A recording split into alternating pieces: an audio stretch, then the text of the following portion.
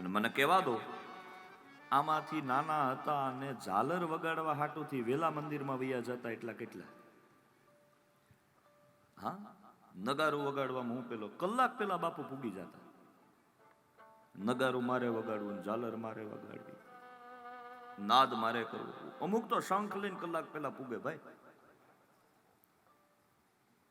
હાવકલી કરીને મારી માને બીવડાવતો ને ખોટો ખોટો સંતાતો, આજ મુજથી સંતાયો એટલો કે મને હુંય નથી દેખાતો. હાવકલી કરીને મારી માને બીવડાવતો. મને યાદ આવે, છોકરો નાનું હોય, મારી દ્રષ્ટિએ આજ ભાગવતનો ત્રીજો દિવસ છે, અહીંયા બેઠેલા બધાને મારે કેવું છે, દેવતાઓને તો કદાચ આપણે જોયા હોય ન જ, અને દેવતાઓ હોય જ, કેમ ન હોય, પણ પ્રત્યક્ષ દેવતા કદાચ હોય તો આપણા મા બાપ આપણા પ્રત્યક્ષ દેવતા છે, યાદ રાખજો. માં રસોડામાં કામ કરતી હોય ને દીકરો વાહેથી જઈને માને હાવ કરીને બીવડાવે અને માં ખોટી ખોટી બી જાય, લે હું તો બી ગઈ. હાવકલી કરીને મારી માને બીવડાવતો ને ખોટો ખોટો સંતાતો, આજ મુજથી સંતાયો હું એટલો કે હું મને નથી દેખાતો. ઝાલર ટાણે ઠાકર મંદિરમાં હું ઝાલર વગાડવાને જાતો. ભાઈ, ઝાલર ટાણે ઠાકર મંદિરમાં હું ઝાલર વગાડવાને જાતો, પણ આજે હું થયો એવડો મોટો કે હું મંદિરમાંય નથી સમાતો. હાલ હાવકલી કરીને મારી માને બીવડાવો.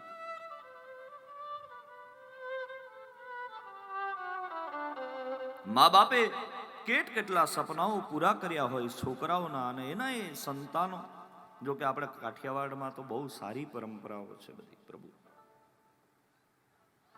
પણ જે પોતાના મા બાપમાં, જે પોતાના ભાઈમાં ભગવાન ન જોઈ શકે, મને નથી લાગતું દ્વારકાધીશમાં એને ભગવાન દેખાય.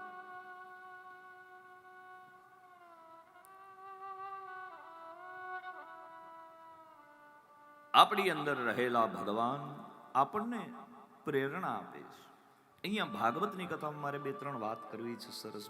હવે નહીતર છોકરું નાનું હોય અને બાપા પાસે રમતું હોય ને બાપાને કે જો બાપા જો તીરી જાય,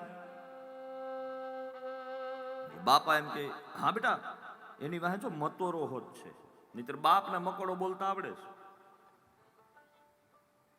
પણ દીકરો કાલી ઘેલી ભાષામાં બોલતો હોય તો બાપ પણ એની ભેગો કાલી ઘેલી ભાષામાં વાત કરે. ભાગવતને ત્રીજે દિવસે મને કહેવાનું મામા મન થાય કે આ ભાગવત ખાલી ભાગવત નથી, આ આપણા પિતૃઓની વંદના છે બાપ. આપણા પિતૃઓને આપણે યાદ કરીએ છીએ, આપણા વડીલોને આપણે યાદ કરીએ.